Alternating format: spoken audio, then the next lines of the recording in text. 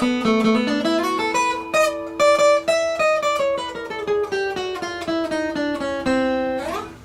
out the new frets. It is Friday, April? Why was I going to say April? I think we're in September.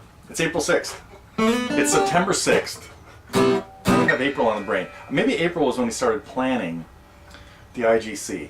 I don't know. It's September. Beautiful. It's supposed to get pretty hot here today in California, or this part of California at least.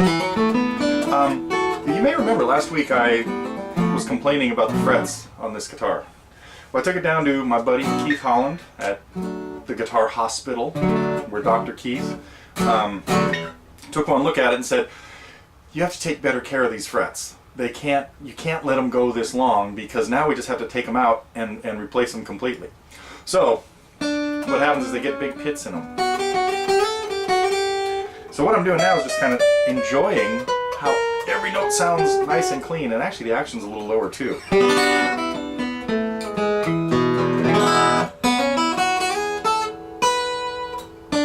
There was the note that was hurting last week, the D. I'd worn out my 3rd fret on the, oh, tuner's still on here too.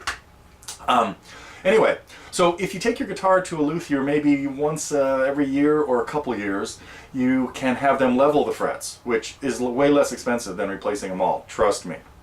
If you let it go too long, the pits get too big in them, and then you have to replace them all.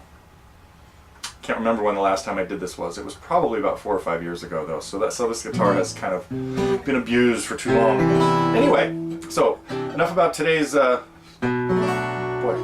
it's a joy to play though right now, that's for sure. I might not get any of the news done. I might just, oh, I already played that one for you last week. What else could I play that's kind of new? I've been cramming for my Al tune.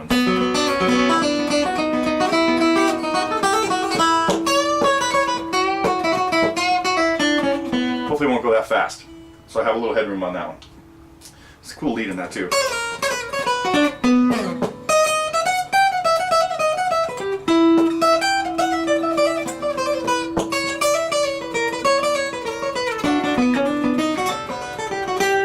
Well, anyway, okay, I gotta get back to practicing later this afternoon.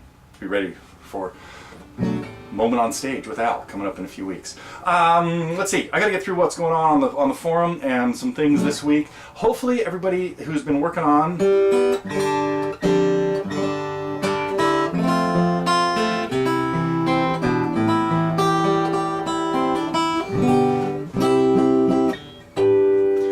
In Christ There's No East or West has got a few more hints now as to what's going on in there. Really encourage you to listen to the original, to John Fahey's from his first album, Blind Joe Death, or available now on The Legend of Blind Joe Death, which includes 2 different recordings of it. And Leo's album, it's either on Greenhouse or Mudlark. Anyway, it's got to be on one of those.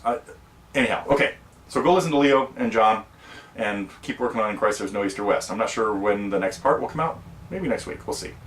Matt F. I hope you guys enjoy visits with Matt F. because he is just... we have nothing but fun in his lessons. So I know it was kind of a long one that I put up a couple days ago, maybe just yesterday.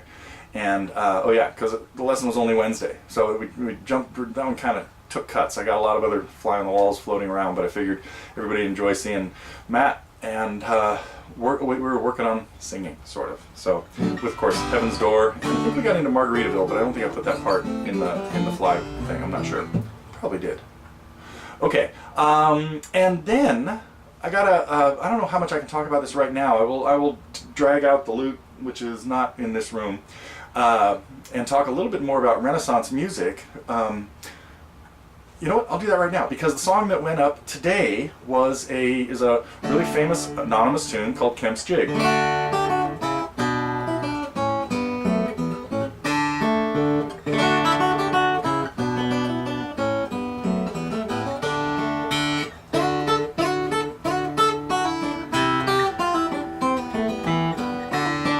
Anyway, so I hope you enjoyed that, and we did it just from tablature to be really authentic with lute music this week.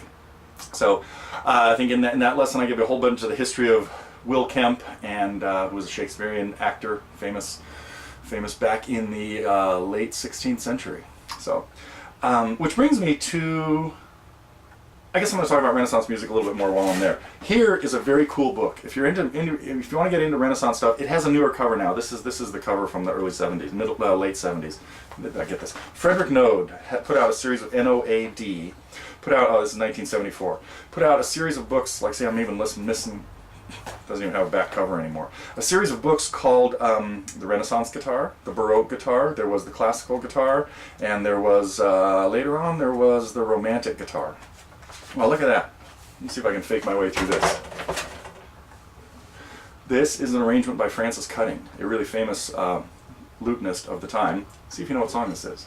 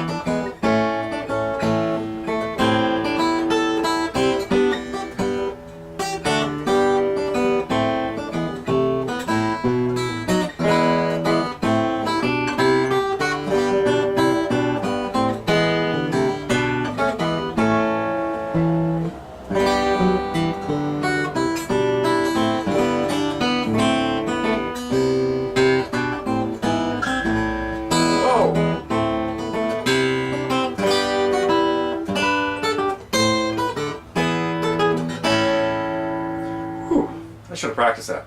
This shouldn't have been so random. But hopefully you can still tell what that was. I recommend. Pick this book up. Don't look for it with this cover though. Frederick Node. Renaissance guitar. Stuff sounds like that. Anyway, I'm going to explore that a little bit more and talk. We'll get some more Renaissance stuff happening. Oh, here's another guitar book of his, the Baroque guitar. Okay, I got to get on to the important stuff. Couple cool things happening on the forum, and I added a new, or I want people to, that whole thing that started last week with the song selection thing, and has turned into a really cool community project, and so would really like people to check that out. We moved all those threads to the acoustic guitar songs place, which was a forum we set up a long time ago, trying to have it become a place where you could ask for help with songs. Seemed like the logical place to put these things. So really encourage people to put stuff up there, especially if you've tried to figure a little of it out. This is really a DIY project, okay? So and if you've solved a few of the problems, don't just blurt out the answers. Let's try to kind of self-police this and let it become a community project, the musical work it out project, or musical workouts, however we want to call that. Anyway, so and then once in a while, I might get involved. We'll see, especially if things start seeming they're going down a bad path. But who knows? I think that's it for that thing. I want to talk a little bit about the International Guitar Camp coming up, because we're just about 2 weeks away from that. Actually, we're less than 2 weeks away. 2 weeks away from yesterday it starts. And I will be sending out another email. So far, only one has gone out to everybody there, and it was a couple of weeks ago, but a few people didn't get it till recently. So I'm going to try to get something else out soon, but I want to make sure that people are thinking about what to bring, which will be in something. Earplugs is going to be one of them. Bring earplugs, because you're probably going to be with somebody who snores. And another really thing that may not occur to people is I don't have anything like this handy right here. Oh, yes, I do. Let me get something. Don't go away. If you want to have anything signed by anybody, a souvenir, bring an Al Stewart album, or an Alex DeGrassi album, or a Muriel Anderson album, or anything, because these people will be accessible and stuff. And one of the first times I saw Lawrence Juber play with Al, they were selling this album, Between the Wars. And so I got both of them to sign it. Al Stewart, Lawrence Juber. Now, I subsequently have, come to know both these guys, and so it seems a little, but I was thrilled at the time to get a couple autographs. So bring some souvenirs if you want some autographs. The schedule at the IGC site has been changed a little bit, more just closer to finalized. So if you want to see a little bit more of what's going on, go to internationalguitarcamp.com and see the event schedule. The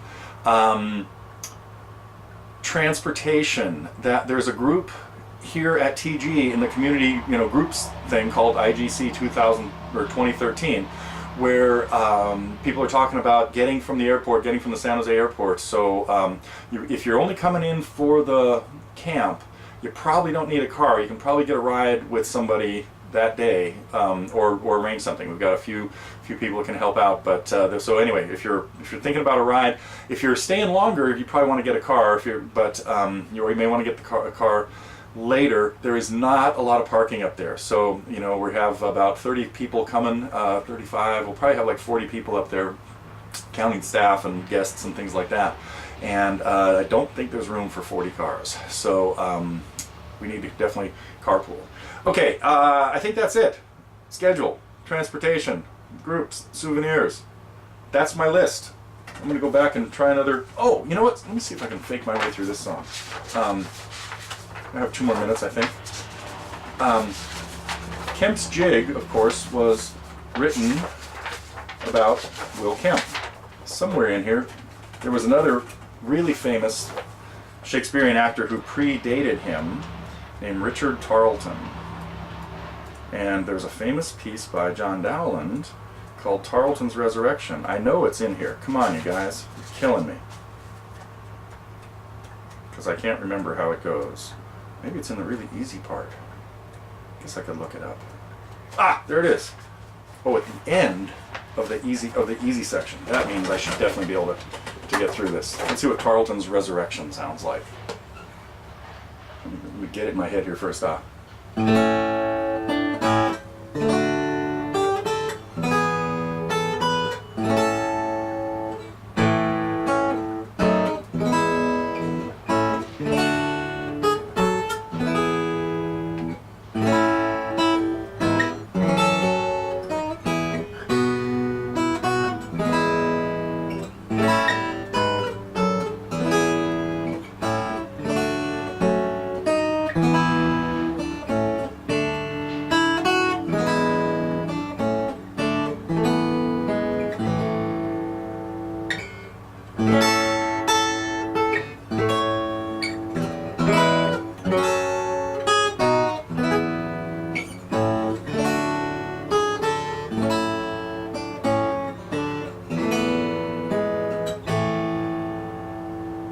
Something kind of like that. A little quieter ballad sort of thing. Tarleton's Resurrection. Okay, enough about Renaissance stuff, enough about everything else that's going on here. I am out of here.